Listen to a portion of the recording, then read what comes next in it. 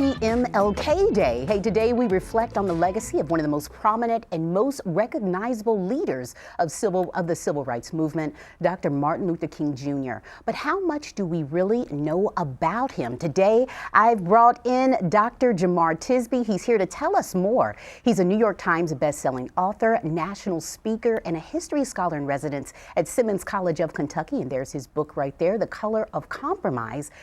Thank you so much for joining us. Thank you. All right, Dr. Tisby, let's jump right into it. As a historian, what are some of the things you can share with us about Dr. King's life that we may not know? So we know about Dr. King, the activist and civil rights leader, but I think it's important for us to understand that before all of that, he was a Christian and he was a preacher. So his daddy was a preacher. He grew up with the church as his second home. He even got ordained by his own father to the ministry at 19 years old.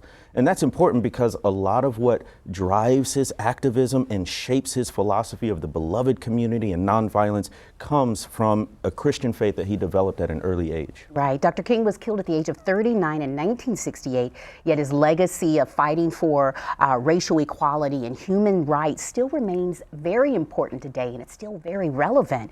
Talk about the continuation of that dream.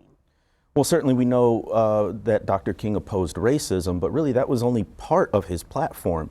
He wrote about the three evils: poverty, racism, and militarism. So he was absolutely frustrated by the amount of wealth in the United States contrasted with the deep poverty in some places. And he said, we don't have a lack of resources, we have a lack of will. He was also very cautious about how the United States used its military might, and I'm quite sure he would have a lot to say today about such things. Dr. King was known as a wordsmith, and you know, we all are familiar with the I Have a Dream speech. Could you leave us with one of the quotes of his that is your favorite?